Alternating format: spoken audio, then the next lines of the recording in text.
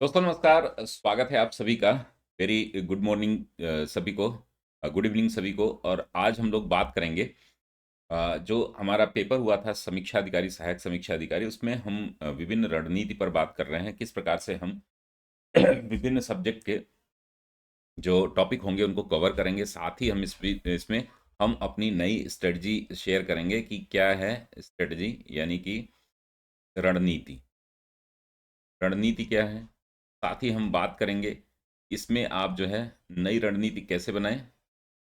के साथ ही हम बात करेंगे नेचर ऑफ क्वेश्चन, प्रकृति। और साथ ही बात करेंगे आपके लिए कि हमारी क्लासेस कैसे चलेंगी, क्योंकि इसमें कुछ डेमो भी आपको दे दिए जाएंगे, किस तरीके से हम लोग किस तरीके से मेमोराइज करते हैं। और आपका अंतिम जो है बुक लिस्ट हम कैसे क्वालिटी पे शेयर करेंगे, किस प्रकार से बुक लिस्ट आप जो है याद रखेंगे। इन सब पे 4 बिंदुओं पे हम लोग बात करेंगे। साथ ही हम बात करेंगे हमारा टाइम टेबल जो है, मैं थोड़ा-सा शेयर नहीं कर पाया आप सभी को। आप लोग टाइम टेबल के लिए फिर से एक बार पिंग कर दीजिए, हमें मैसेज कर दीजिए, जिससे कि अभी सभी को मैं शेयर कर दूँगा। एक नीचे व्हाट्सएप ग्रुप का लिंक दिया गया है, ठीक है ना? व्हाट्सएप ग्रुप है, उसमें आप सभी लोग ज्वाइन कर लेंगे। इसमें फ्री क्लासेस जितनी भी हमारी चलेंगी उसमें आप जो है, या आप 8802913517 पर व्हाट्सअप कर सकते हैं। तो ये हम डिटेल में बात करेंगे। अभी हमने हिस्ट्री पर एक डिटेल एनालिसिस की थी, उसमें बुक लिस्ट और ये चारों बातें बताई थी। अभी हम लोग बात करेंगे पॉलिटी पर। इंडियन पॉलिटी से कुल 10 प्रश्न आए हैं, उन 10 प्रश्नों का यहाँ पर सॉल्यूशन मुश्किल से 15 मिनट की वीडियो होगी, तो आप लोग जरूर देखिएगा। नमस्कार दोस्तों, मैं धनंजय सिंह आप सभी का स्वागत करता हूं आपके अपने प्लेटफॉर्म अभियान सिविल सर्विसेज पर, जिसमें हम लोग डिटेल बातचीत कर रहे हैं आज पॉलिटी के प्रश्नों पर, जो कि समीक्षा अधिकारी, सहायक समीक्षा अधिकारी 2023 में पूछे गए हैं। उनकी प्रकृति कैसी है, ऑन एवरेज है, एवरेज से लेकर के मॉडरेट तक ये प्रश्न पूछे गए हैं। बहुत पॉलिटी हमेशा ऐसी ही पूछी जाती है, जिसमें मेमोरी बेस्ड आपका टेस्ट होता है। कुछ 2-3 क्वेश्चन जो है वो आपके कॉन्सेप्चुअल भी हैं, उनको भी आप सॉल्व कर सकते हैं ईजिली। तो चलिए दोस्तों शुरू करते हैं आज की क्लास। तो पहला प्रश्न है जो ये डी सीरीज है, डी सीरीज में जो सीक्वेंस में आपको पॉलिटी के मिले हैं प्रश्न, उनको हमने किया है। इसमें जो ब्लू कलर से जो भी टिक होंगे उसको इग्नोर करिएगा, वो किसी स्टूडेंट के ये हैं। तो भारत के महान न्यायवादी के संदर्भ में निम्नलिखित कथनों पर विचार करिए। वे प्रधानमंत्री की मर्जी तक अपने पद पर बने रहते हैं। वे संसद के विशेषाधिकार के हकदार नहीं होते हैं। आपको ध्यान में रखना होगा कि ये बात हो रही है अटॉर्नी जनरल की।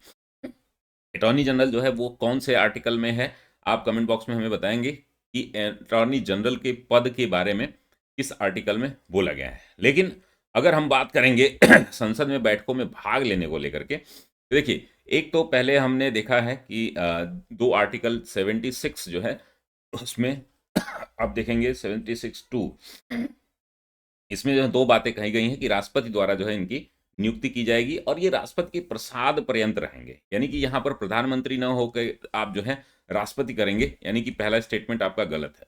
वे संसद के विशेषाधिकार के हकदार नहीं है। तो ये दोस्तों आर्टिकल 88 में कहा गया है कि संसद की बैठकों में ये पार्टिसिपेट कर सकते हैं। थोड़ा खांसी थी, इस वजह से मैं वीडियो नहीं बना पाया। कल से करंट अफेयर्स जो है हम करेंगे शुरू।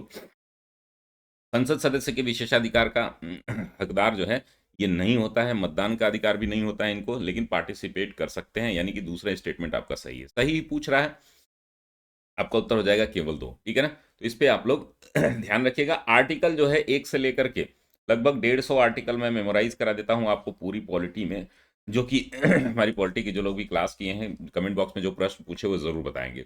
तो इससे जो है आप आसानी से सॉल्व कर सकते हैं। पॉलिटी के 100% एक्यूरेसी आपकी होनी चाहिए, ठीक है ना?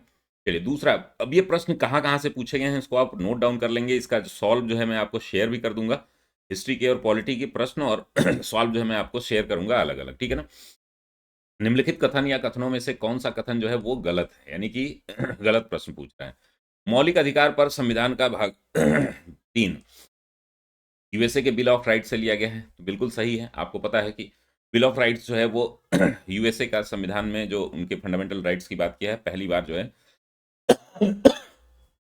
संविधान में मूल अधिकारों की बात यूएसए में हुई थी, वहीं से हमने लिया है ये।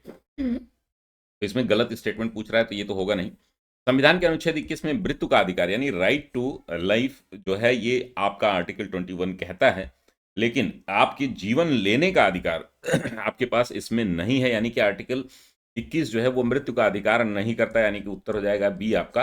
बाकी भारतीय संविधान एक पूर्ण संघीय संविधान है, ठीक है ना। ये भी आप देखेंगे कि हमारे केसी वेयर ने क्या किया है, क्वासी फेडरल यानी कि अर्ध संघीय है ये, ठीक है ना। तो ये भी कई बार आपने पढ़ा होगा। केसी वेयर ने क्या कहा था, संविधान हमारा कैसा है। केसी वेयर ने क्या कहा था, आपका संविधान कैसा है, यानी कि हमारा जो संविधान है वह किस प्रकार का, किस नेचर का। क्वासी फेडरल का मतलब होता है कि अर्ध संघीय, और दूसरा क्वासी जुडिशियल इसको बोल सकते हैं। तो आप जो है यहाँ पर ध्यान रखेंगे, ये आपका दूसरा स्टेटमेंट, इस पर ये भी आपका गलत ही होगा, यानी कि सी भी आपका गलत है। और भारतीय संविधान के अनुसार मूल अधिकारों को हटाया जा सकता है, ठीक है ना, अनुसार मूलभूत अधिकारों को हटाया जा सकता है। इसको हम बेसिक स्ट्रक्चर बोलते हैं, या फंडामेंटल जो स्ट्रक्चर होते हैं उनको, मूल संरचना की बात की गई है, मूल अधिकारों को हटाया जा सकता है। ये भी आप देखेंगे कि संविधान की मूल संरचना यानी कि बेसिक स्ट्रक्चर को कभी नहीं बदला जा सकता। मूलभूत अधिकार जो होते हैं उसको बेसिक स्ट्रक्चर, मूल संरचना बोलते हैं। इनको बदला नहीं जा सकता है, आप संविधान में कितना भी बदलाव कर सकते हैं, यानी कि तीनों स्टेटमेंट आपके गलत हैं। आपका उत्तर हो जाएगा ए। क्लियर है ना। चलिए आगे बढ़ते हैं। अब इस तरीके के प्रश्नों को कैसे करेंगे, किस तरीके से मेमोराइज करेंगे, इन पर भी हम लोग डिटेल बातचीत करते रहेंगे। अब देखिए पंचायती राज से प्रश्न जो है लगातार पूछा है, तो मैं आपको पंचायती राज पूरा इंस्टीट्यूशन जो है ABCD करके मैं आपको याद करा देता हूँ। यानी कि 243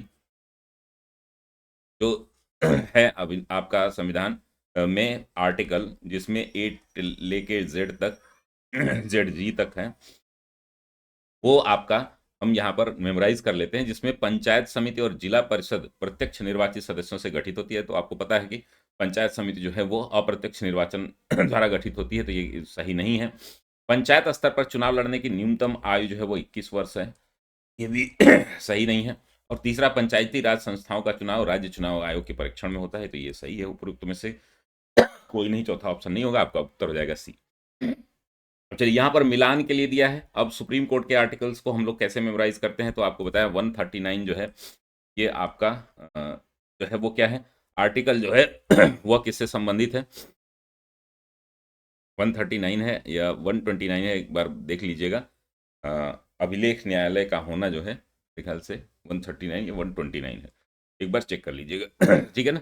बाकी सभी मिले हुए हैं। परामर्श की शक्ति 143 है उच्चतम न्यायालय की जो है, वह उच्चतम न्यायालय की अपीली अधिकारिता और अपील के लिए विशेष इजाजत जो है, ये सारे सही हैं। ये आपका आर्टिकल 124 जो है वो किससे संबंधित है, सुप्रीम कोर्ट के किस प्रावधान से, वो कमेंट बॉक्स में बताइएगा आप लोग।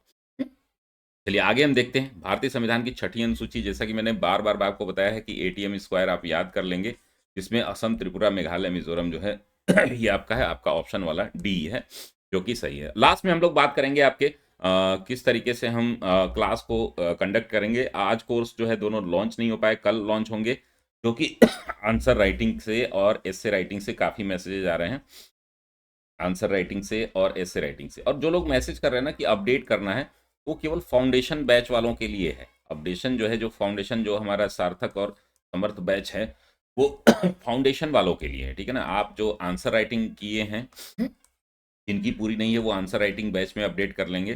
जिस बैच से आप जुड़े हैं उसी बैच में अपडेट कर सकते हैं, ऐसा नहीं कि आप किसी भी बैच में अपडेट कर सकते हैं, ठीक है ना। तो आप उसमें कोर्स को ले लीजिए, ऐप के माध्यम से आप अभियान सिविल सर्विसेज ऐप के माध्यम से आप उसको कर सकते हैं। अभी देखिए प्रस्तावना मैंने कई बार डिटेल में पढ़ाई है आपको।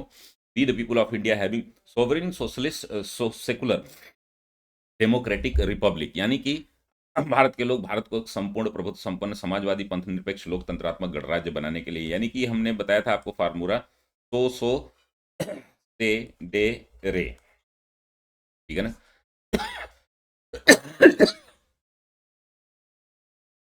यानी कि सोशलिस्ट समाज sovereign socialist secular democratic republic, यानी कि आपका हो जाएगा प्रभुत्व संपन्न समाजवादी पंथ निरपेक्ष लोकतंत्रात्मक गणराज्य।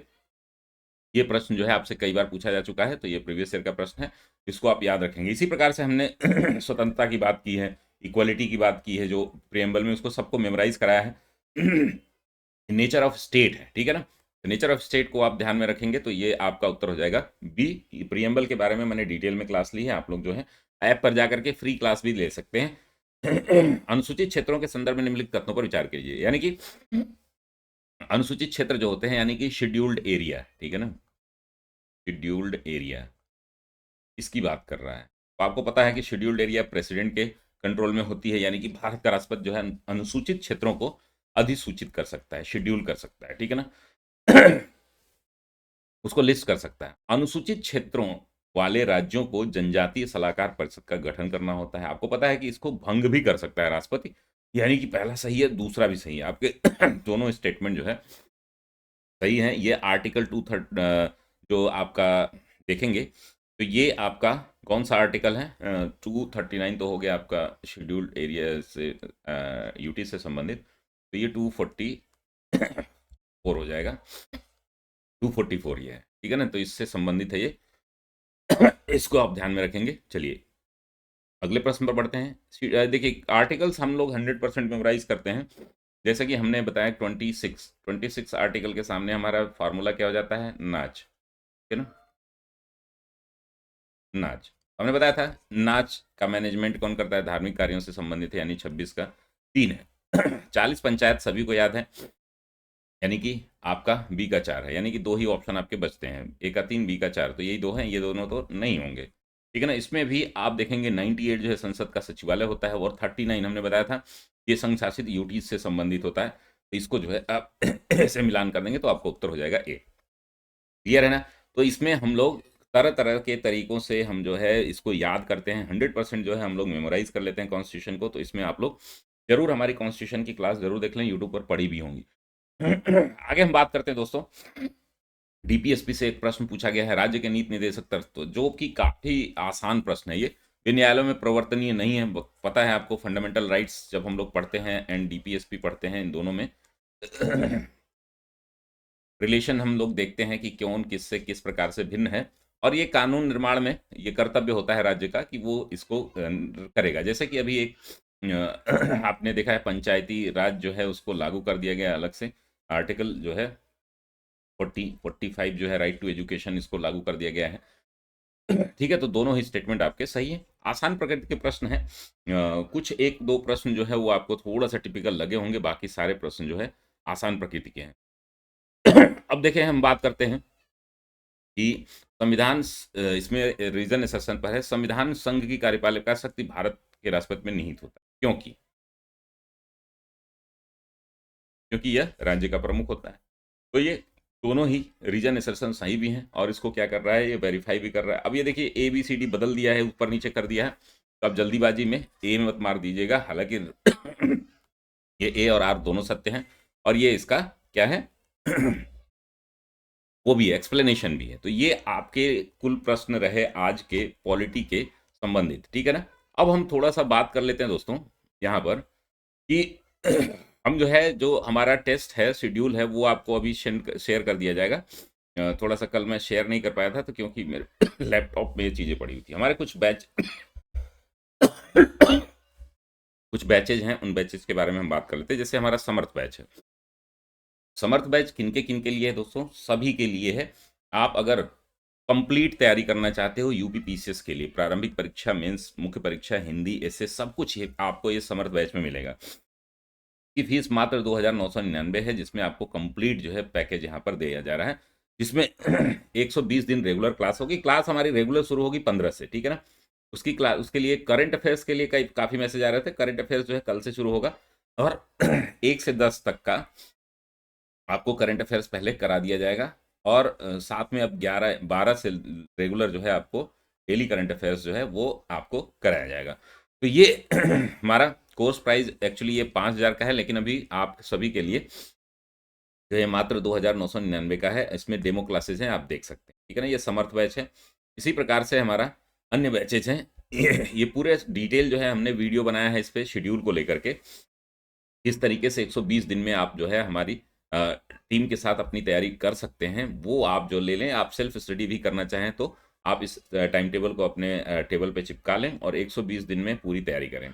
बाकी हम देखते हैं कि कौन कौन से और भी क्लासेस हमारी हैं जो आप यहाँ पर ज्वाइन कर सकते हैं। जैसे कि करंट अफेयर्स की हमारी क्लास है, करंट अफेयर्स की क्लास जो है वो आपको वीडियो और पीडीएफ जो है आपको मिलते रहेंगे डेली।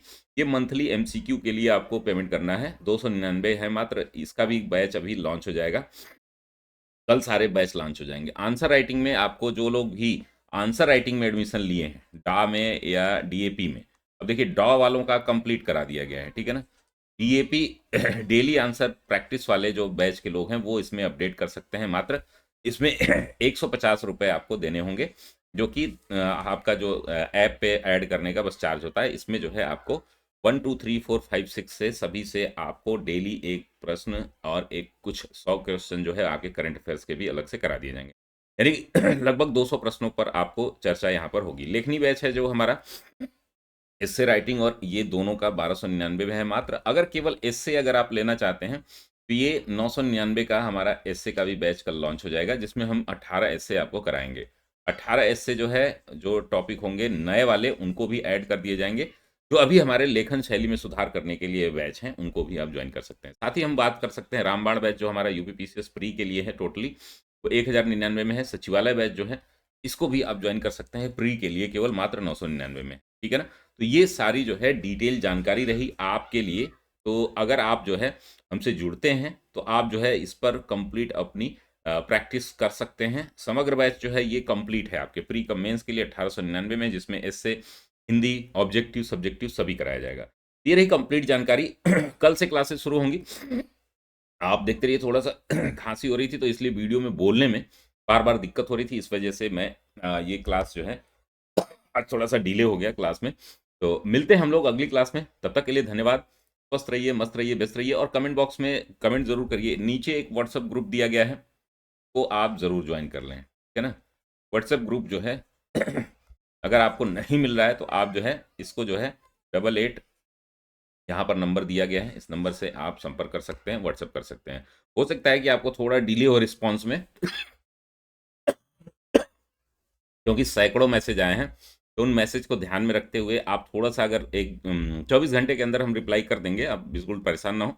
जिनको भी ये चाहिए आपको ये शेड्यूल चाहिए, वो भी यहाँ पर आकर के ले सकते हैं। तो ये रही कंप्लीट जानकारी। मिलते हैं हम लोग अगली क्लास में, तब तक के लिए धन्यवाद। स्वस्थ रहिए, मस्त रहिए, व्यस्त रहिए और पढ़ते रहिए।